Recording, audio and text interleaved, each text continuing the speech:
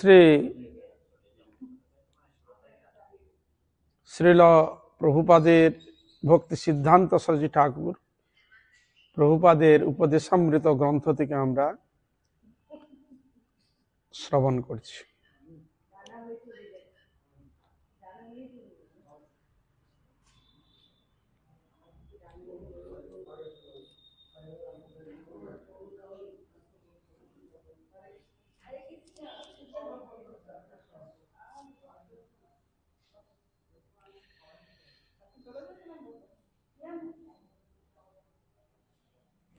আমরা শ্রবণ করছি শ্রীল ভক্তি সিদ্ধান্ত সরস্বতী ঠাকুর প্রভুপাদের উপদেশামৃত গ্রন্থ থেকে। প্রশ্ন: কে সংসার থেকে উদ্ধার পাবে? কে সংসার থেকে উদ্ধার পাবে? প্রশ্ন। উত্তরে বলছেন, শতকরা শতভাগ দিলে ভগবান তাকে উদ্ধার করবেনই। শতকরা শতভাগ দিলে ভগবান তাকে উদ্ধার করবেনই। শতভাগ দিলে সাধুগুরু সেবা ও সঙ্গকে জীবন না করলে 16 আনা দিবা প্রবৃত্তি জাগে না। তাহলে এখানে কিসের উপর জোর দিলেন?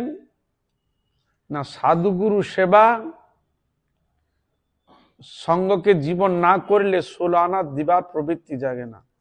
এখানে বলছে সাধুগুরু সেবা করতে হচ্ছে, সাধুগুরু সেবা করতে হচ্ছে।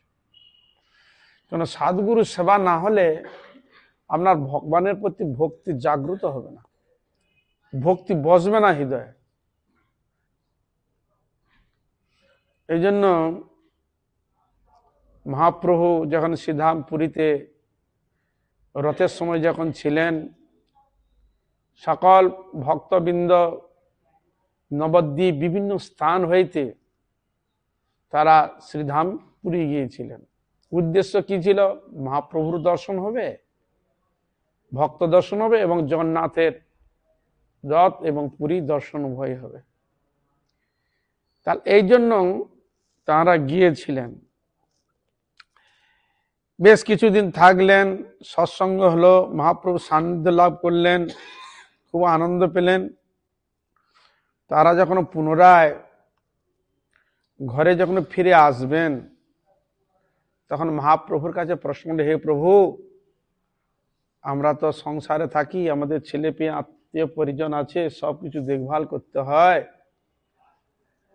তাহলে আমরা কিভাবে উদ্ধার পাবো, কিভাবে আমাদের মঙ্গল হবে? আপনি কৃপাপূর্বক বলুন, কি করলে আমাদের মঙ্গল হবে? তখন মহাপ্রভু উপদেশ দিচ্ছিলেন কি? প্রভু কহে, বৈষ্ণব সেবা নাম সংকীর্তন, দুই কর শীঘ্র পাবে শ্রীকৃষ্ণ চরণ। প্রভু বলে বৈষ্ণব সেবা, সাধুগুরু বৈষ্ণব সেবা করবে আর নাম সংকীর্তন করবে। তার জীবন যদি এই দুটি জিনিসকে যদি সার অনুভব করে যদি নিয়ম নিষ্ঠা সহকারে মহাপ্রভু আদেশকে যদি পালন করা যায়, মহাপ্রভু বলেন সে অনায়াসে ভবসিন্ধু পার হয়ে গোবিন্দের ধামে চলে যায়, বিষয় সন্দেহ নেই। তাহলে এখানে জোর কিসের উপর দিলেন? সেবার উপর, সেবার উপর জোর দিলেন। যে যত গুরু বৈষ্ণবের সেবা করবেন তার তত মঙ্গল। আর সেবাতেই ভগবান সন্তুষ্ট হন, সেবাতে গুরু বৈষ্ণবের কৃপা আশীর্বাদ পাওয়া যায়। সেবা যদি না করো, লোক দেখানো বলে আমার ভক্তি আছে, শ্রদ্ধা আছে, মুখ করি তুমুক করি বললে হবে না, প্র্যাকটিক্যাল ফিল্ডে নামতে হবে। বৈষ্ণব সেবাটা বিশেষ বৈশিষ্ট্য এই, কায় মন বাক্য জড়েন্দ্রিয় যে ইন্দ্রিয়গুলো রয়েছে, এইসব ইন্দ্রিয়র মাধ্যমে শারীরিক মানসিক ভাবে যদি সাধুগুরু বৈষ্ণবের সেবা করা যায় তার অবশ্যই মঙ্গল হবে, এ বিষয়ে কোনো সন্দেহ নেই। আর ভক্তর সেবা করলে ভক্ত সেবাতে তিনি সন্তুষ্ট হয়ে যে আশীর্বাদ দিবেন, এতই তাদের মঙ্গল। বুঝলেন, কুন্তী দেবীও আশীর্বাদ পেয়েছিলেন। কার সেবা করেছিলেন? মহর্ষি দুর্বাসার সেবা করেছিলেন। সেই সেবাতে তিনি এমন ভাবে সেবা করেছেন, সেই ঋষি সন্তুষ্ট হয়ে তাকে আশীর্বাদ দিয়েছে। আর রাধারানী, তিনিও দুর্বাসার সেবা করেছেন। রাধারানী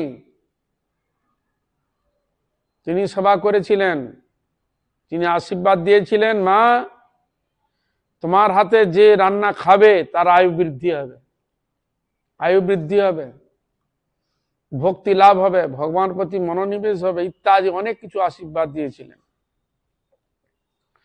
তাহলে বিনা সেবায় কিছু পাওয়া যায়? বিনা সেবায় তো কিছু পাওয়া যাবে না। ভগবানের সেবা করতে হবে, গুরু বৈষ্ণবের সেবা করতে হবে, আশীর্বাদ। আমার আশীর্বাদ করো, এ লাড্ডু নয় হাতে চলে আসবে। সেবা করতে হবে, সাধুগুরু বৈষ্ণবের সেবা করতে হবে, ভক্তি সহকারে সেবা করতে হবে। সেবা করলে আশীর্বাদ। তাহলে আমরা জেনে গেলাম যে আশীর্বাদ যদি পেতে হয় কিসের মাধ্যমে পাবে? সেবার মাধ্যমে। আর সেবা একটা আমার জিনিস, এমন এক জিনিস যে যদি বশীভূত যদি করা যায়, একমাত্র সেবাতেই বশীভূত করা যায়। বনের পশুকেও সেবাতে, হিংস্র প্রাণীকে সেবাতে তাকে বশীভূত করছে। যে বাঘ সিংহ মানুষকে দেখলে খেয়ে নেয়, তোমার ডিসকভারি দেখো, সেসব হিংস্র প্রাণীকে কিরকম করেছে। হ্যাঁ, বাচ্চা ছেলের মতো যেমন তার সঙ্গে খেলাধুলা, তার সঙ্গে খেলাধুলা করছে। কি করে সম্ভব? না, ছোট থেকে তাকে সেই সেবা করেছে, করতে করতে করতে তার সঙ্গে একটা এরকম ভাব হয়ে গেছে। তা ও তো আর কৃষ্ণ ভক্তি দিতে পারবে না, কিন্তু ভক্ত সেবার কথা বলা হয়েছে। ভক্ত যদি কেউ সেবা করে, সাধুগুরু বৈষ্ণব সেবা করে, তার ভক্তি তো লাভ হবেই, ভগবানের প্রতি শ্রদ্ধা অনুরাগ, জাগতিক পারমার্থিক দুটোই, শুধু পারমার্থিক লাভ তা নয়, জাগতিকও লাভ হয়, দুটোই, জাগতিক এবং পারমার্থিক। এই জন্য মহাপ্রভু সেবার কথা খুব বর্ণন করেছেন, জোর দিয়েছেন।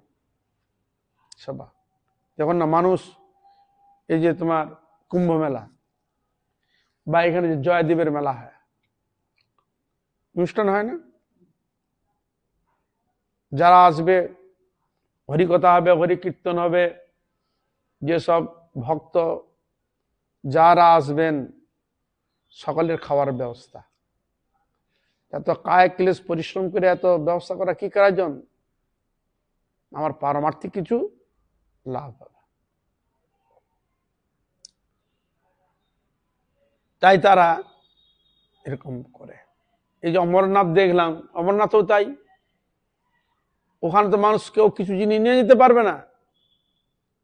এই যতদিন হবে সব দিন ওখানে নঙ্গরখানা, ফ্রি প্রসাদ, সকলে ফ্রি প্রসাদ, পয়সার কোন প্রশ্ন নাই।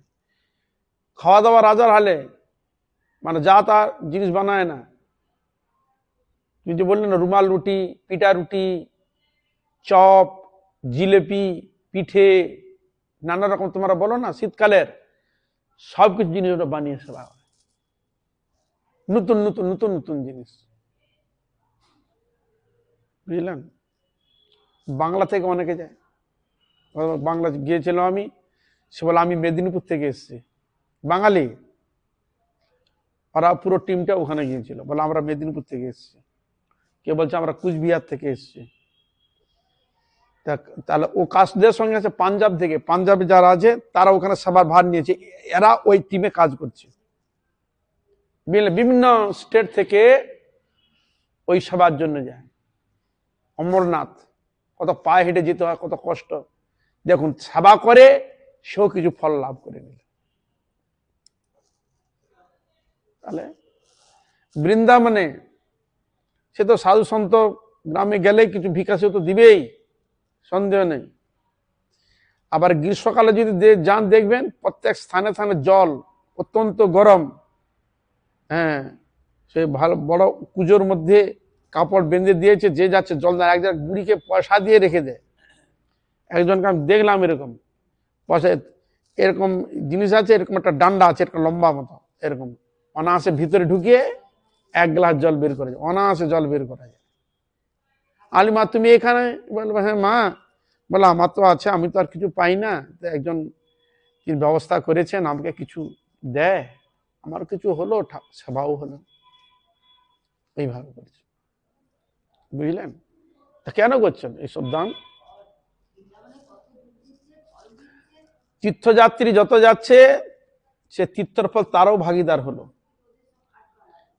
এই জন্য হরি ভজন হরি আরাধনায় যিনি যতটাই সাহায্য করবেন, তিনি তার থেকে ফল পাবেন।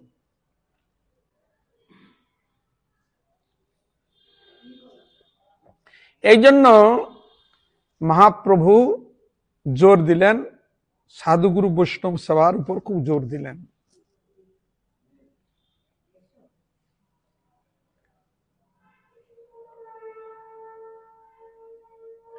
তাহলে এখানে যে শতকরা শতভাগ দিলে ভগবান তাকে উদ্ধার করবেন, একবারে গ্যারান্টি দিয়েছে। আমরা কি দিতে পারি সেটা? যে দিয়েছে সে হয়েছে। আর যিনি দিতে পেরেছেন সে তো তাড়াতাড়ি এগিয়ে যাবে। কিন্তু যে হয়তো দিতে পারেননি, যৎকিঞ্চিত হয়তো দিয়েছে, সে আবার তাকে আবার আশ্চর্যের জন্য যেন আবার বসে থাকতে হবে।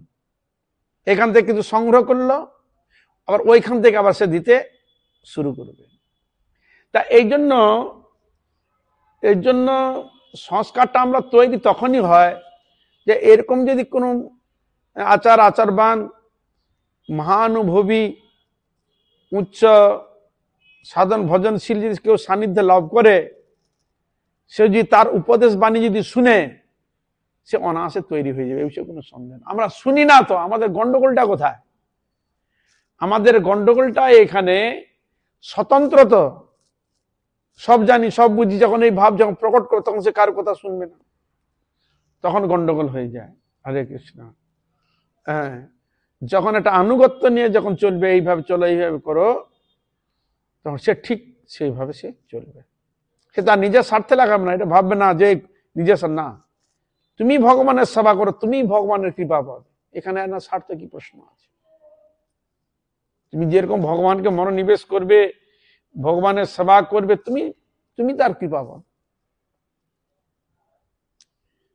আর একসানিও আছে, নেই বলা যায় না, সেও তার স্বার্থ সিদ্ধির জন্য এরকম অনেকও করে থাকে, কিন্তু সেটা সব জায়গায় তো খাটবে না। তা এই জন্য ভগবান সেবায় যদি যথার্থরূপে কিছু পেতে হয়, তার কৃপা লাভ করতে হয়, তাহলে সাধু সেবা অবশ্য প্রয়োজন, সাধুগুরু বৈষ্ণব সেবা করতে হবে।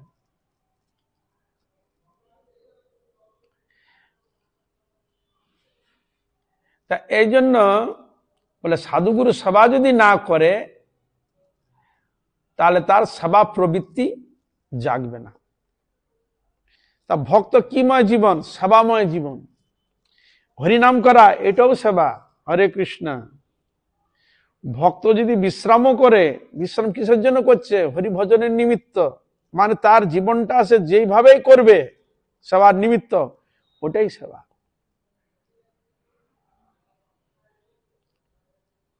টাইম মতো তার জীবনটাকে পরিচালনা করা, এসব ভগবান সেবার মধ্যে পড়েছে, প্রতি মুহূর্তে প্রতি ক্ষেত্রে। হরিনাম করা সেবা, ঝাড়ু দেওয়া, বাসন মাজা, সবজি আমান্য করা, ভগবানের জন্য রান্না করা, ভগবানের পূজা অর্চনা করা ইত্যাদি, যেগুলো দেখতে লাগে যেন সাধারণ ঘরের মতো, হ্যাঁ, কিন্তু এটা ভগবত সেবার নিমিত্তেই প্রতিষ্ঠিত। তা না হলে জীব গোস্বামী কৃপাতে শ্যামানন্দ প্রভু ঝাড়ু দিতে গেলেন, বৃন্দাবনের ধামে ঝাড়ু দিলেন, ঝাড়ু দিয়ে রাধারানী কৃপা পেয়ে গেলেন। সেবা কি ছিল? ঝাড়ু। তোমরা যদি বলো, আর এই যে আশ্রমটা, এটা কি? ভগবানের সব জিনিস। এটা যেন বৃন্দাবন, যেখানে ভগবান নিত্য সেবিত পূজিত ভক্ত বিরাজ, সেটা সাক্ষাৎ বৃন্দাবন, অভিন্ন বৃন্দাবন, অভিন্ন স্থান। সেখানে যে ঝাড়ুটাও যদি দেওয়া হয়, ওটা ভগবানের সেবা। আর তুমি যদি বিচার যদি করে দেখো যে ও ঝাড়ুটা জড় বস্তু হলেও তাকে না চালে সে চলবে না, কিন্তু ওই যে দিল, আমার থেকে ওর দাম বেশি, ওর থেকে আমার থেকে ওর মূল্য অনেক বেশি। পারমার্থিক দিয়ে যদি বিচার করে দেখো, ওর মূল্য অনেক বেশি। উদাহরণস্বরূপ, গাছে একটা ফুল হয়েছে, সাধারণ কোনো ব্যক্তি দেখলেন ফুলটা তুলে নাকে শুনলো বা খোঁপায় নিল বা পা মেরে দিয়ে চলে গেল। আবার একজন ভক্ত সিদ্ধল, বাহ খুব সুন্দর ফুল ফুটেছে, তখন সে ফুলটা কি করলো, নিয়ে গোবিন্দের চরণে দিয়ে দিল। হ্যাঁ, এই যে গোবিন্দের, দেখো ভক্তর হাত থেকে গাছ থেকে এসে কোথায় গেল? গোবিন্দের চরণে চলে গেল, আর ওইটা নিচে পড়ে নষ্ট হয়ে গেল। কিন্তু ওই যে ফুলটা গোবিন্দের সেবায় লাগলো, ওইটাই গোবিন্দের কৃপার মধ্যে সন্নিহিত। ওইটাকে তুমি কিন্তু পায়ে মারাতে পারবে না। ওটা কি করবে? প্রণাম করে নমস্কার করবে, হৃদয়ে ধারণ করবে। তাহলে ওই একই গাছের ফুল, একটা তুমি ছুঁড়ে ফেলে দিলে, আর একটাকে গ্রহণ করলে। কেন? গোবিন্দের স্পর্শ পেয়েছে, গোবিন্দের কৃপা পেয়েছে। বুঝা গেল? তাহলে তুমি তোমার জীবনকে যদি ঈশ্বর অনুরাগে লাগাও, তাহলে তোমার জীবনটা অপ্রাকৃত কৃষ্ণ সেবাময় ভাব প্রকট হয়ে যাবে। আর যদি তুমি ওইভাবে যদি জড় জগতের বিষয় যদি লাগো, তাহলে ওটা প্রাকৃতিক চলে গেল, আর অতটা মূল্য পাওয়া যাবে না। কিন্তু যেহেতু তুমি গোবিন্দের সেবা লাগিয়েছিলে ফুলটাকে, এই জন্য ওর মহিমাটা অধিক। সেরকম ঝড়িত সাধারণত বাড়ি নিয়ে গিয়ে যেখানে সেখানে ফেলিতে, যেখানে সেখানে তার গতি হয়। আর গোবিন্দের সেবা যেটা লাগলো, সেটা অপ্রাকৃত। কিন্তু মানুষের ভাবনা কি জাগে, ইয়ার সেবা করেছে, ঝাড়ু দিয়েছে, একটা সেবা নাকি? মানে সবার থেকে নিকৃষ্ট সেবা যদি মনে করে, মানে ঝাড়ু দেওয়াটাই জন্য নিকৃষ্ট সেবা। কি হরে কৃষ্ণ মনে করে কি না? হ্যাঁ, কিন্তু ঝাড়ু সেবাটা তো নিকৃষ্ট না। ভগবানের সেবা যেটা, সেটা সবার থেকে বড় সেবা। এই জন্য ধামে যারা বৃন্দাবনে যে সব কাজ করে, তাদেরকে কি বলে? হরিজন। আপনার নিচু জাতিকে কি বলে? হরিজন বলে। কিন্তু ভক্ত থিওরির যিনি ভগবানের স্বর, তিনি প্রকৃষ্ট হরিজন। হরির জন, কার জন? ভগবানের জন, নিজ জন। তিনি তো যথার্থ জনতা। তাহলে ভগবানের সেবা যদি লাগা যায়, তাহলে অবশ্যই মঙ্গল আছে। তাই বললেন, তা যে যত ভগবানের সেবা করবে, ভক্তের সেবা করবে, সে ভক্তের কৃপা শক্তি তার মধ্যে সেবাবৃত্তি জাগবে। যে যত ভক্ত সেবা করবে, তার হৃদয়ে সেবাবৃত্তি জাগবে। যার কোনোদিন হৃদয়ে সেবাবৃত্তি জাগে নাই, তাকে যদি ভক্ত সেবা যদি লাগিয়ে দেন, কেউ যদি লাগিয়ে দেয়, মনোনিবেশ যদি একবার হয়ে যায়, দেখবে তার সেবা মন বসে গেছে। এই ভগবান অশেষ কৃপা, এইভাবেই তো লাগায়। বদ্ধজীবকে ভক্তগণ এইভাবেই তো সেবায় লাগা। তাকে প্রথমে সেবা শিক্ষা, আচরণ শিক্ষা দিচ্ছে, দিতে দিতে দিতে দিতে তার ধীরে ধীরে সেবায় মন বসে গেল। আগে কিন্তু মন বসতো না। এই জন্য বললেন।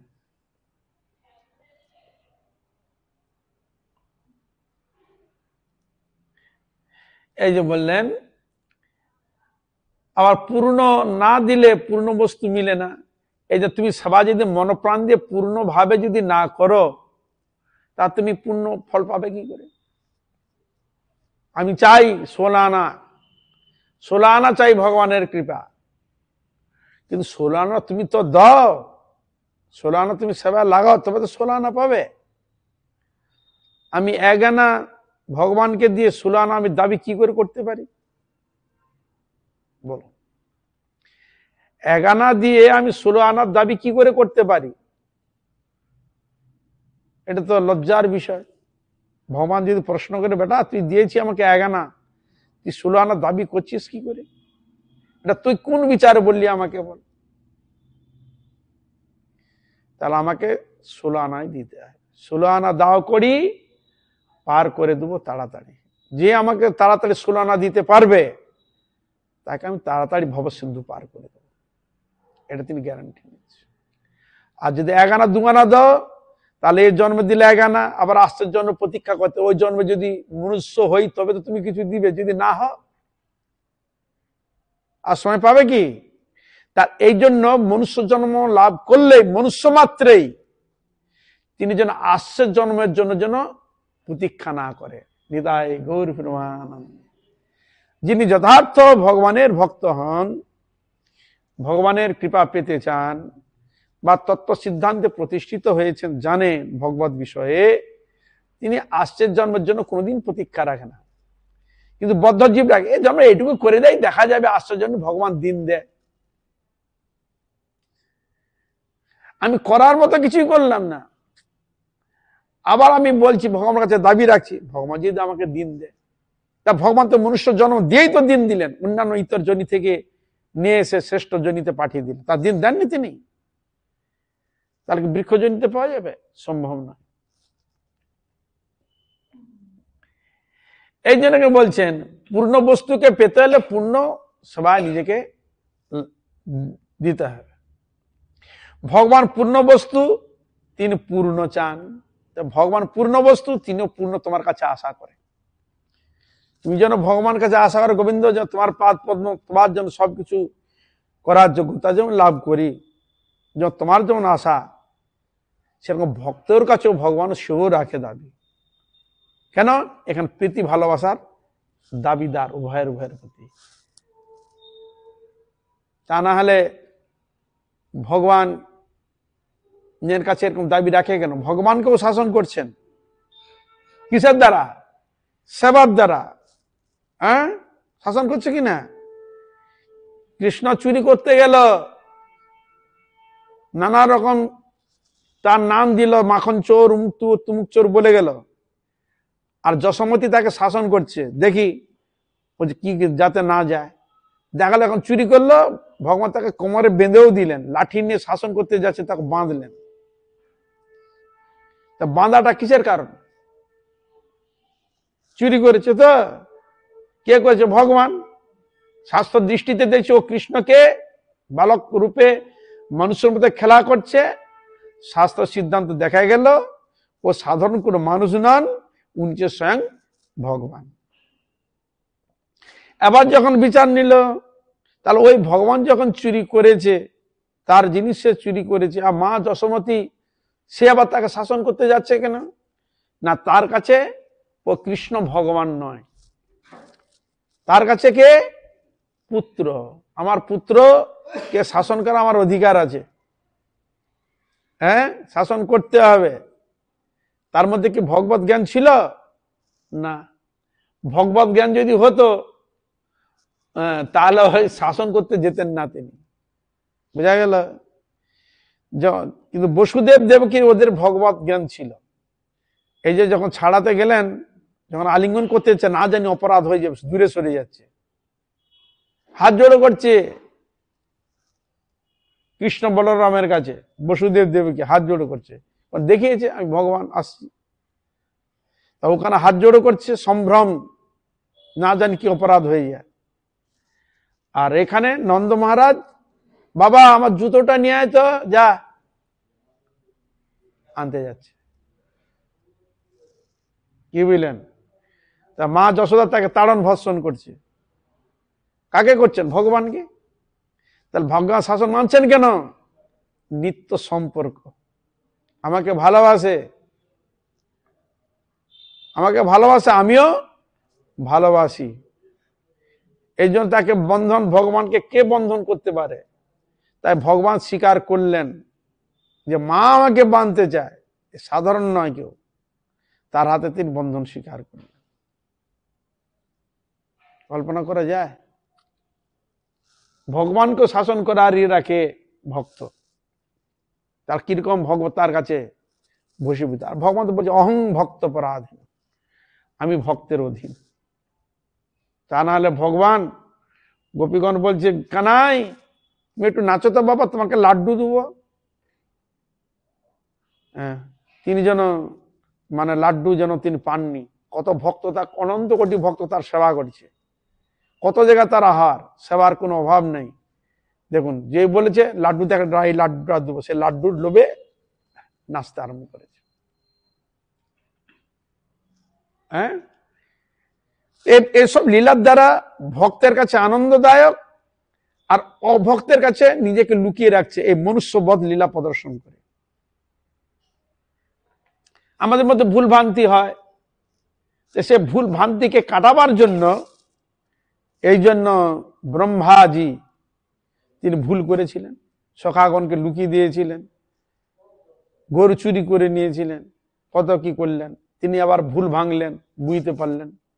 তাহলে আমাদের মধ্যে এই ব্রহ্মার মাধ্যমে আমরা যেন এরকম ভুল ভ্রান্ত যেন না করি, এই শিক্ষাটা এনার মাধ্যমে পাচ্ছি। বুঝা গেল? হরে কৃষ্ণ, এনার মধ্যে পাচ্ছি। দেখো, আমি আর ভুল করেছিলাম, এত জ্ঞানী গুণী হয়েও ঋক সাম যজু অথর্ব 4টা বেদ যার মুখে কীর্তিত হয়েছে, কীর্তন করেছে, তত্ত্ববেত্তা মহাজনের একজন, তার মধ্যে এরকম ভুল, তাহলে আমাদের মধ্যে কত না কি ভুল হতে পারে। হ্যাঁ, কত না হতে পারে। তো সতর্ক করে দিচ্ছে, আমার মতো ব্যক্তি আমি আর ভুল করে বসি, তোমরা যেন এরকম ভুল করো না। নির্দেশ, তোমরা যেন ভুল করো না।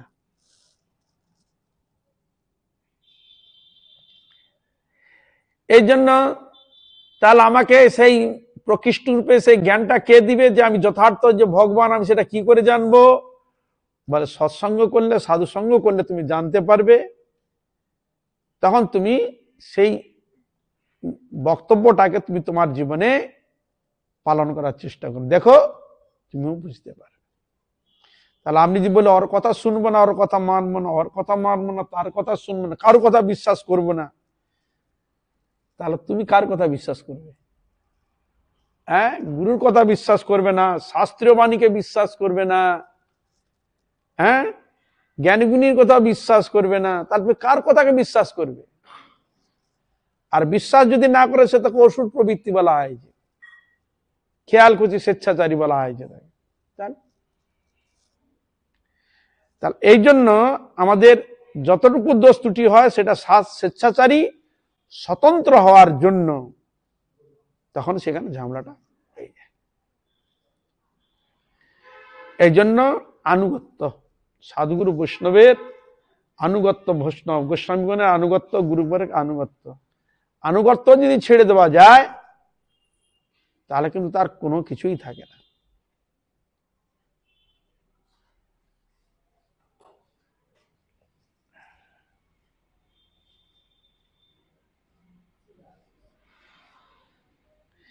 এই জন্য বোঝা, তুমি যদি বলো আমি অল্প স্বল্প দেবো, তাহলে যেমন দেওয়া তেমন পাওয়া। তুমি বলো আমি এইটুকু দেবো আর পারবো না দিতে, তুমি যতটা অতটাই পাবে।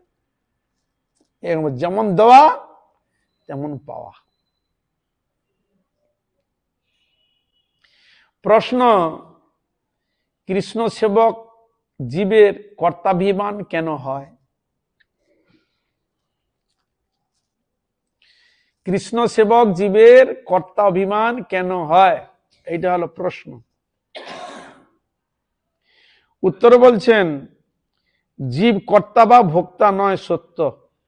জীব কর্তাও নয়, ভোক্তাও নয়। তাহলে কর্তাকে? ভগবানই কর্তা, ভগবানই ভোক্তা। কর্তা ভগবান, ভোক্তা ভগবান, ভগবানই দুটোই। কিন্তু জীবের মধ্যে কর্তা এবং ভোক্তা,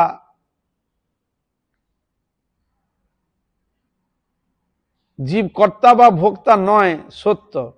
আমরা তাহলে জানি জীব কিন্তু কর্তা ভোক্তা নয়, তা ভোক্তা আর কর্তা ভগবান, এটা বললাম। কিন্তু জীবের কৃষ্ণ স্মৃতির অভাবে অহংকার ধর্ম প্রবল হয়ে আমি কর্তা এই বুদ্ধি হয়। বুঝা গেল? প্রথমে সিদ্ধান্ত দিলেন ভগবানই কর্তা, ভগবানই ভোক্তা, প্রশ্ন, তাহলে আমার মধ্যে আমি কর্তা আমি ভোক্তা এ বুদ্ধিটা কখন হয়? তখন এখানে বলে দিলেন জীবের কৃষ্ণ স্মৃতির অভাবে, ভগবান যে তিনি কর্তা এবং ভোক্তা এটা আমাদের তখন জ্ঞান থাকে না। এটাকে যখন আমরা হারিয়ে ফেলবো, আমি কর্তা হারিয়ে ফেল, তখন কি অভিমান? আমি কর্তা আমি ভোক্তা, এই অভিমানটা আমার আসবে। কি অভাবে? না ভগবান কর্তা ভগবান ভোক্তা, এই তখন এটা আমার জানা ছিল। কিন্তু আমার মধ্যে যখন আমি ভোক্তা আমি কর্তা এই ভাবটা যখন অহংকার যখন প্রকটিত হয়ে গেল, তখন কিসের দ্বারা? না ভগবতকে স্মৃতির মানে স্মৃতির অভাবে, ভগবানের প্রতি স্মৃতির অভাবে তখন এই গন্ডগোলটা হয়।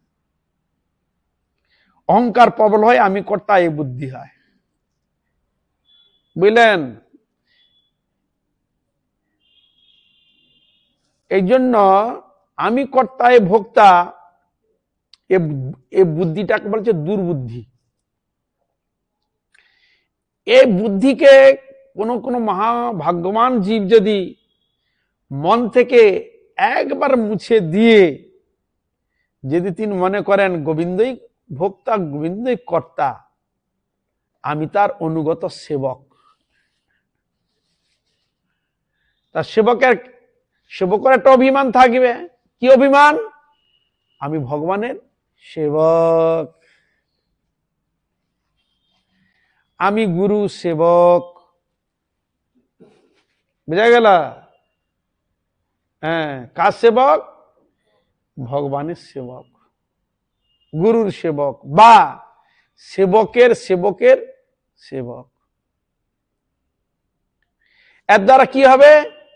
ভগবানের প্রতি শ্রদ্ধা, ভগবানের প্রতি ভক্তি এইটাই প্রকট হবে।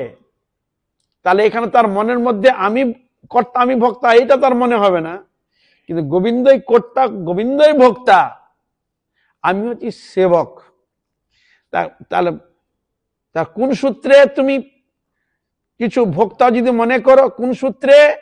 না ভগবানের নিবেদিত প্রসাদ আমার গ্রহণ করা। জীব আমি জীবিত, আমার তো কিছু দিতেই হবে। খাওয়া মানে গ্রহণ করা মানে ভোগ করা। কি বোঝা গেল? হরে কৃষ্ণ।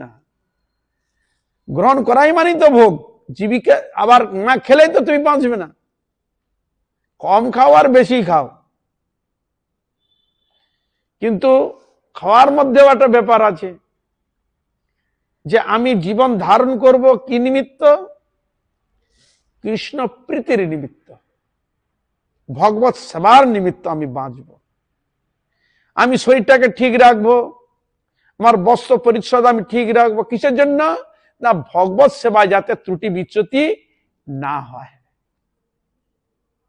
এই হল কথা। তার ভগবানের প্রীতিমূলের উদ্দেশ্যে। আর যদি ভগবানের প্রীতিমূলের উদ্দেশ্য যদি না হয়, তখন সেটা অন্যদিকে চলে গেল। এই জন্য ভগবত প্রীতিমূলে করতে হবে।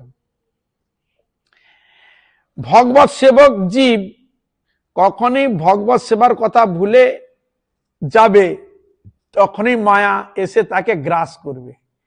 বলে ভগবত সেবক জীব যখন ভগবত সেবা ভুলে যাবে, আমি ভগবানের সেবক, আমি যদি এই কথা ভুলে যাই, তখন কি করবে? তখন মায়া তখন তাকে গ্রাস করবে, তখন মায়া তাকে টিপে নিবে।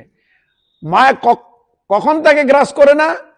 যখন তো তুমি ভগবানকে স্মরণযুক্ত হয়ে তার সেবাকে অবলম্বন করে তুমি নিযুক্ত হয়েছ, ততক্ষণ মায়া তোমার প্রভাব বিস্তার করতে পারে। কেন না ভগবান যিনি বলেই দিয়েছে, যখন আমার সেবক যখন আমার সেবা করবে আমার ভক্তের প্রতি, তুমি তার উপর কোনো প্রভাব বিস্তার করবে না, এটা ভগবান বলেই রেখেছে। তথাপি জীব তো এসেছি, নানা রকম ত্রুটি থাকবে। তাই ভগবান তিনি আবার তার মন্ত্রও দিয়ে দিয়েছেন। সেই মন্ত্র যদি সুষ্ঠুভাবে জপ করা যায়, কীর্তন করা যায় ভালোভাবে, তাহলে কি হবে না ও আর আপনার কাছে ঘেঁষবে না। আর যখন দেখেছে যে ভগবানের প্রতি আর মনোনিবেশ নাই, তখন কিন্তু অন্যদিকে চলে গেলেই সঙ্গে সঙ্গে আপনার মনকে ঘুরিয়ে দিবে। এই জন্য সবসময় যারা সাধন ভজন করবেন, আরাধনা করবেন, তাদেরকে বলা হয় যে কার সঙ্গ করবে? সৎ সঙ্গ। বোঝা গেল? কিরকম সঙ্গ করবে? স্বজাতিয়া শতবরে। তুমি যদি ভক্ত হও, তুমি কৃষ্ণ ভক্ত যদি হও, কৃষ্ণ ভক্ত, হরিকথা, ভাগবত কথা, এই কথা তুমি শ্রবণ করবে, সৎসঙ্গ করবে, ভাগবত কথা, কৃষ্ণ কথা, গীতা ভাগবতের কথা শ্রবণ করবে, তোমার যাতে কৃষ্ণের প্রতি আর অনুরাগ ভক্তি জাগ্রত হয়। কি তাহলে আপনি কৃষ্ণ ভক্ত, সৎসঙ্গও করছেন, কৃষ্ণ ভক্ত, ভগবত ভক্ত। তুমি যেমন গীতা ভাগবত যেমন তুমি আলোচনা করছো, শ্রবণ করছো ভগবত পিতার্থে, তাহলে এইরকম সৎসঙ্গ যদি করা যায়, তাহলে সেখানে আমি ভুলার কোনো চান্স থাকে না, একটা গণ্ডির মধ্যে থেকে যাচ্ছে। যখন তুমি বলো নো গীতা ভাগবত কথা কে শুনবে, বেকার, যখন তুমি সেটা তুচ্ছ তাচ্ছিল্য করে যখন তুমি ওই দিকে যখন গড়ে যাবে, তখন জেনে গেলে তখন মায়া তখন তোমাকে ধরবে। এই তখন বলছেন সাথে, পিশাচি পাইলে যেন মতিচ্ছন্ন হয়, মায়াগ্রস্ত জীবের হয় সে ভাব উদয়। পিশাচ অপদেবতা যখন হয় না, ধরে যখন তাকে মতিচ্ছিন্ন হয়ে যায়, সে নিজে যখন কন্ট্রোল করতে পারে না, সে তখন যে কি বলে, কখন যে কি করে বলতে পারবে না, ভুল কথা বলে। মায়াগ্রস্ত জীবের হয় এ ভাব উদয়, মায়াগ্রস্ত জীবের এরকম উদয় হয়। এই জন্য সাধুগুরু বৈষ্ণব গুরুবর্গ তার বলছেন, তুমি তোমার ভজনকে যদি রক্ষা করতে চাও, উত্তর যদি কৃষ্ণ ভক্তিকে বর্ধন করতে চাও, বলবান করতে চাও, তাহলে তুমি সৎসঙ্গ করবে, হরিকথা শুনবে, গীতা ভাগবত আলোচনা করবে, সেই সার বস্তুকে তুমি গ্রহণ করার চেষ্টা করবে, তাহলে তুমি ধীরে ধীরে ধীরে ধীরে উঠতে পারবে। কিন্তু জগতের ক্ষেত্রে আমরা যে এত আছি, কখনো আবার গীতা ভাগবতে দেখি, কখনো আবার অন্যদিকেও স্বাভাবিকভাবে দেখি। বোঝা গেল? দুদিকে তোমাকে মন এটাই করতে হচ্ছে, কিন্তু ওইদিকে মন না দিয়ে যদি সবসময় এদিকে দেওয়া যায়, তাহলে মন ওদিকে আর যাবে না। মানে সংসারে আমরা যতটা যে না করি, ভগবানের দিকে আমরা অতটা মন দিতে পারি না। কেউ হয়তো সারাদিন একটু ঘুম থেকে উঠলো, আধ ঘন্টাও একটু হরে কৃষ্ণ হরে কৃষ্ণ কৃষ্ণ কৃষ্ণ হরে রাম রাম, বা একটু মন্ত্র হাতে কিছু জপলো, আর সারাদিন ভগবানের সঙ্গে কোনো সম্পর্ক নাই। আবার হয়তো বাইরে গেল, কোনো কাজ পাটাদি করলো, আবার ঘরে এলো, হয়তো একটু সন্ধ্যার সময় একটু উঠে ঠাকুরের সময় হরি বল হরি বল হরি বল, হরে কৃষ্ণ কৃষ্ণ কৃষ্ণ হরে হরে, হরে রাম রাম রাম হরে হরে। হয়তো দিন আনতে এসে একটু বসে একটু হরিনাম বা একটু স্মরণ করবে।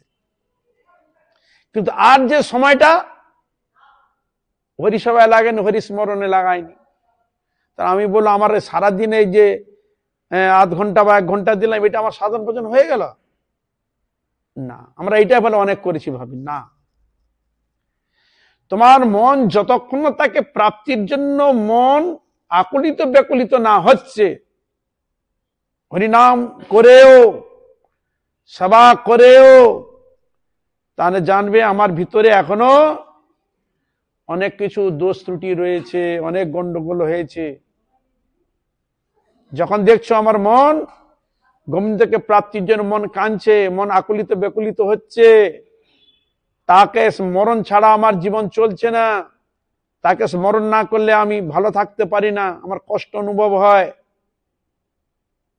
তখন প্রতি মুহূর্তে প্রতি ক্ষেত্রে ভগবানের প্রতি মন নিবেশ আসবে। যদি বৃদ্ধি পায়, শুনতে হরিকথা শুনতে যদি ভালো লাগে, কৃষ্ণ নাম করতে ভালো লাগে, ভগবানের সেবা করতে ভালো লাগে, ভগবান স্মরণ করতে যদি ভালো, তারা জানবে যে আমার ধীরে ধীরে ধীরে ধীরে ভগবানের দিকে মনমতি ভক্তি শ্রদ্ধা জাগ্রত হচ্ছে। যদি দেখছো ভগবানের নাম করতেও আর ভালো লাগে না, কীর্তন করতেও ভালো লাগে না, গীতা ভাগবত পড়তেও ভালো লাগে না, সৎসঙ্গ করতেও ভালো লাগে না, তা কি করতে ভালো লাগে? এদিকে ভালো না লাগলে মন তো ওইদিকে ভালো লাগবে, জড়ের দিকেই ভালো লাগবে, তখন আপনি ওই দিকেই চলে যাবেন। হরে কৃষ্ণ। এই জন্য আমি ভক্তি সিদ্ধান্ত প্রভুপাদ তিনি এই জন্য বারবার আমাদের গুরু অর্থগুলোকে বারবার জানাচ্ছে, যে বুঝে নাই তাকে বুঝাও, আরো বুঝাও, বুঝে নাই আরো বুঝাও, আরো বুঝাও, ওই বুঝিয়ে হ্যাঁ ঘষে কত পথেই করে তবে গুরুবর্গ নিয়ে আসে। এই জন্য ছিল ভক্তি সিদ্ধান্ত প্রভুপাদ বললেন, আমি এসেছিলাম ভজন করব, কিন্তু আমার ভজন হলো না, জঙ্গল সাফ করতে আমার সময় চলে গেছে। কি বুঝলেন?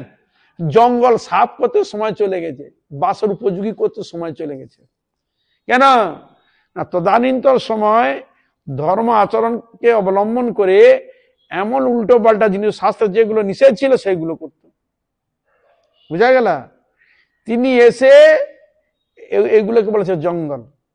তিনি শুদ্ধ পথে নিয়ে আসার জন্য কত পাঠ বক্তৃতা, কত জায়গায় বড় বড় সেমিনার প্রোগ্রাম করেছেন, কত গ্রন্থ প্রকাশ করেছেন, পত্রিকা পাঠিয়েছেন, কত কি পরিশ্রম করেছেন, শাস্ত্র সারবস দিয়েছেন, এবং বিভিন্ন জায়গায় গ্রন্থাগারে গিয়ে পুরনো সব গ্রন্থগুলোকে সংগ্রহ করে সেগুলোকে সারগুলো টেনে নিচ্ছে, গ্রন্থগুলো দেখেছে, বিভিন্ন দিক দিয়ে করেছে। এই জন্য তিনি বললাম, আমি এসেছিলাম ভজন করব, কিন্তু আমার এই জঙ্গল সাফ করতে আমার সময় হয়ে গেছে, আমার হরিভজন হলো না। আর আমাদের তিনি তো এইটা করতে তার হরিভজন তিনি বললেন, কিন্তু আমাদের এটা জাগলো না, হায় হায় হরি তোমার ভজন হলো না, আমার সংসার ভজন হলো, জাগতিক ক্ষেত্রে চলে গেল, তোমার ভজন হলো না, আমার দিনান্ত মনের মধ্যে ভাবটা জাগে। কল্পনা করা যায়? তাহলে তিনি কিরকম হরিকে ভালোবেসেছিলেন, ভগবানকে ভালোবেসেছিলেন, যার মুখ থেকে এরকম শব্দটা আসতে পারে যে আমার জঙ্গল সাফ করতে সময় চলে গেল, কিন্তু আমার হরিভজন হলো না। এসেছিলাম হরিভজন করতে, আমার হরিভজন হলো না। কার জন্য জঙ্গল সাফ করলো? কার জন্য? নিজের ভজনকে ত্যাগ করে কার জন্য জঙ্গল সাফ করলেন? আমাদের মতো নরাধম জীবের জন্য। হ্যাঁ, যে ভগবান মন্দিরে নিত্য পূজিত হবেন, সেই চৈতন্য মহাপ্রভু রূপে এসে সন্ন্যাস গ্রহণ করে তিনি জঙ্গলে জঙ্গলে ঘুরেছেন, বাঘ সিংহকে নাচিয়েছেন, জীবের দ্বারে দ্বারে হরিনাম প্রচার করেছেন। হ্যাঁ, কার জন্য? আমার জন্য ভগবানকে মন্দির থেকে বাইর করে নিয়ে আসতে হলো। তার তিনি যতটা আমাদের ভালোবেসেছেন, আমরা তাকে এক বিন্দু ভালোবাসতে পারিনি। তিনি যতটা আমাদের ভালোবাসা দিয়েছেন, তার এক সিকি ভালোবাসা আমরা দিতে পারিনি ভগবানকে। গুরুবর্গে তার এক সিকিও দিতে পারিনি। তারা যে পরিশ্রম করেছে, যা দিয়েছে, তার ঋণ আমরা কোনোদিন শোধ করতে পারবো, কোনোদিন শোধ করতে পারবো না। বুঝা গেল? বলছে পিতৃঋণ মাতৃঋণ শোধ করা যায় না, বলছে শোধ করতে পারো, কিন্তু গুরু বৈষ্ণবের ঋণ তুমি কোনোদিন শোধ করতে কোনোদিন পারবে না। বুঝা গেল? হরে কৃষ্ণ। তারা তো তোমার শোধ করতে চায় না, তারা চায় তুমি আরো উন্নতি দিকে, মানে ভগবানের পাদপনের দিকে আরো উত্তর এগিয়ে যাও, মানে কোন বিনিময়ে আপনার কাছে চান না। বাবা তুমি ভালো করে ভজন করো, সাধন করো, হরি আরাধনা করলে তোমার মঙ্গল হবে, তোমার ভালো হবে, আসছে জীবন আরো ভালো হবে। তারা উপদেশ দিয়েছে। তাহলে এরকম গুরু ছাড়া কেউ উপদেশ দিবে? এরকম ব্যক্তি যদি না থাকতেন আমরা পেতাম কি করে? এই জন্য ভগবান কত দয়াময়, এক জেনারেশন চলে যাচ্ছে, একের পর এক চলে যাচ্ছে। এই জগৎটা এইটাই তো, সবাইকে চলে যেতে হবে। এক চলে গেলেন, আবার তার প্রতিনিধির উপর আর একজনকে পাঠিয়ে দিচ্ছে। ইনি চলে গেলেন, আবার একজন প্রতিনিধিকে পাঠিয়ে দিচ্ছেন। দেখো পরম্পরাগত, যাতে বদ্ধজীব কৃষ্ণ ভজন থেকে যাতে চ্যুত না হয়, যাতে ওই ধারাকে যাতে ওরা ঠিকভাবে রাখতে পারে, স্রোতটাকে যাতে রাখতে পারে, ঠিক সেইভাবে তাকে শিক্ষা দীক্ষা তৈরি করে ভগবানের দিকে নিয়ে যাচ্ছে। তুমি ভক্ত, তুমি আরেকজনকে কি বলবে? হরিনামের কথা বলবে, তুমি হরিনাম করো, হরি কীর্তন করো, হরি সেবা করো। কি যেহেতু তুমি ভক্ত এটা বলবে, তুমি তো আর অন্য কিছু তাকে তো বলবে না। তা ওইটা তুমি বলছো কেন? না তোমার ভিতরে ওই সংস্কারটা এসেছে। তুমিও চাইবে আমার জন্য ভগবান মতো ভক্তি আমার ছেলে মেয়ের হোক। প্রত্যেকটা সনাতনী এরকম হওয়া উচিত। প্রত্যেকটি সনাতনী ঘর ঘরে এরকম ভক্তি, গীতা ভাগবত শ্রদ্ধা ভক্তি তাদের হৃদয় দেওয়া উচিত। গীতা ভাগবত পড়ার যদি লোক না থাকে তাহলে গীতাকে কে পড়বে? হরিনাম করার যদি লোক না থাকে হরিনাম উচ্চারিত হবে কি করে? গীতা ভাগবত আস্বাদন করার ব্যক্তি যদি না থাকে তার গীতা ভাগবত আস্বাদন করবে তো লুপ্ত হয়ে যাবে। লুপ্ত হয়ে যাবে কিনা? হ্যাঁ, আপনারা কেউ যদি গীতা ভাগবত না, সনাতনী যদি আর সনাতন কোনো জিনিসটা যদি আমরা গ্রহণ যদি না করে তাহলে কি ওই গীতা ভাগবত আর থাকবে? গোপন হয়ে কেউ তাকে গ্রহণ করবে না। তা এই জন্য আমরা পাশ্চাত্য বস্তুকে অনুসরণ করে এমন পাশ্চাত্য এক ভাব হৃদয় নিয়ে চলে এসছি, একবারে পা থেকে মাথা পর্যন্ত, হরে কৃষ্ণ, পা থেকে মাথা পর্যন্ত পুরো বিদেশির পুরো টাকচারটা ভিতরে উঠবে। কিরকম উঠেছে চিন্তা করো, মনে প্রাণে রন্ধ্রে একবার ঢুকে বসে গেছে। কিন্তু আমাদের মুনি ঋষিগণের যে বস্তু, ভারতীয় যে বস্তু, মুনি ঋষিগণের শাস্ত্রে যে বস্তুগুলো, সেগুলো তো আর পুরো আমরা হারিয়ে দিয়েছি। সেগুলো আর নিতে পারি না, গ্রহণ করতে পারি না। সবটা কি স্কুল, কি কলেজ, কি ইউনিভার্সিটি, কি কোর্ট আদি সব কিন্তু বিদেশি থিওরিতে। কিন্তু আমাদের সনাতনী যেগুলো সেটা সম্পূর্ণ আলাদা। ব্রিটিশ যা করে গেছিল সেই ব্রিটিশের অনুসরণ এখনো চলছে। যে কোর্টে জজ কালো কোট পরবে, উকিল কালো কোট পরবে, তাহলে বিভিন্ন এত পড়তে গেলে গলা ব্যাচ ইটি করে দিতে হবে। কি এগুলো কিসের ইগুলো এলো? এটা ভারতীয় গুলো। এই সব টাকচারটার গুলো সেই বিদেশি টাকচার এসেছে।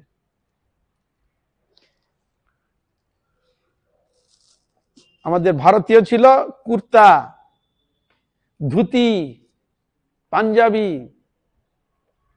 ইত্যাদি আর কিছু জিনিস, এই ছিল আমাদের ভারতীয়। তা আমাদের দুটি জিনিস ধরিয়েছে। আমাদের মহারাজ বলতেন, বললেন হরে কৃষ্ণ, দিনে খ্রিস্টান রাতের মুসলমান। সারাদিন কাজ করলে কি কোট ফুট পরে, শার্ট ফাট পরে, ইটি বুট ফুট পরে, রাত্রে এসে ওগুলো খুলে দিয়ে লুঙ্গি পরে নিল। এরকম মহারাজ বলতেন। যখন সত্যি তো তাই। কিন্তু তাকে যদি বলো বাবা তুই লুঙ্গি না পরে তুমি একটা ধুতি সুন্দর করে পরো, ও এটা পরবে না।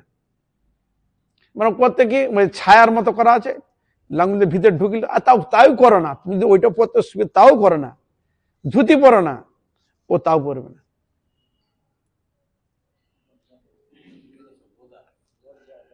হরে কৃষ্ণ। শুধু মাথায় টুপিটা দিতে শুধু বাদ দিয়েছে, নাহলে এটা ধরে নিয়েছে। কিন্তু আমরা আমাদের সভ্যতাকে কেউ ফলো করি না, এটাই দুঃখের বিষয়। এই জন্য শাস্ত্রীয় যে জিনিস সেগুলো আমরা ধীরে ধীরে আচার আচরণ, তারপরে সৎসঙ্গ সব ভুলে গেছি। আবার যদি সেরকম কোনো মহাপুরুষ আসে, ভগবান যদি কাউকে পাঠায়, আবার হয়তো তিনি সংস্কার করে আবার হয়তো তিনি করে দিতে পারেন। যেমন ভক্তিসিদ্ধান্ত ঠাকুর আমাদের ধর্ম জিনিসটাকে অনেকটা সংস্করণ করেছে, আচার আচরণটাকে ভালো করে সংস্কার। একাদশী দিন তারা রুটি খেত, রুটি বিভিন্ন জিনিস খেত তারা একাদশী দিন, যেগুলো খাওয়া নিষেধ, রুটি খেত। গ্রামের দিকে বলে একাদশী দিন কি হয়, লুচি ভালো করে রান্না করে, রুচি পরোটা, মানে খুব ভালো ভালো জিনিস রান্না করে খেত। কি কি করেছো না? আজকে একাদশী। হ্যাঁ, তো মা এসে বলে কি করু রে, আরে রুটি আর গমটা তো খাওয়াই তুই নিছে, তুমি কি একাদশী করেছো বাবা? না বলে যে করে বাবারা, তার সেইভাবে করে এসছে, পরম্পরাগত তো জানে না। উনারা এসে প্রচারের মাধ্যমে বহু কিছু করে এখন অনেকটা এসেছে শুদ্ধভাবে একাদশী আদি ধীরে ধীরে করে যাও যতটুকু পারে করে, মোটামুটি ওইগুলো না খেয়ে ফলমূল জল এটা অনেকটা এসেছে। কিসের দ্বারা? ওই প্রচারের দ্বারা। গুরুবর্গ যদি প্রচার না করতেন তাহলে কি আমরা এগুলো পেতাম? যা যেখানে থাক সকল বৈষ্ণব বৈষ্ণবী সকল ভক্তবৃন্দের চরণে পুনঃ পুনঃ দণ্ডবত প্রণাম। আমরা কৃপা করুন, আশীর্বাদ করুন, যেন এইভাবে হরিগুরু বৈষ্ণব মহিমা গুণগান কীর্তন করে আমার পাপিষ্ঠ জন্মকে যেন ধন্য করতে পারে। হইয়াছেন হইবেন প্রভু যত দাস, সবার চরণ বন্ধু দন্তে করে। হরে কৃষ্ণ কৃষ্ণ কৃষ্ণ হরে হরে, হরে রাম রাম রাম হরে হরে, হরে কৃষ্ণ কৃষ্ণ কৃষ্ণ হরে হরে, হরে রাম রাম হরে হরে। হরে কৃষ্ণ কৃষ্ণ কৃষ্ণ হরে হরে, হরে রাম রাম রাম হরে হরে। হরে কৃষ্ণ কৃষ্ণ কৃষ্ণ হরে হরে, হরে রাম রাম হরে হরে। হরি বল হরি বল হরি বল হরি বল,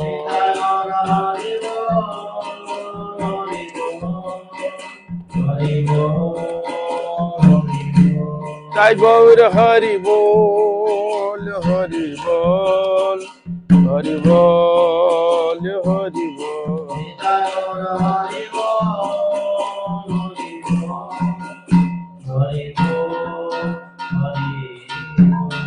জয় শ্রী শ্রী গুরু।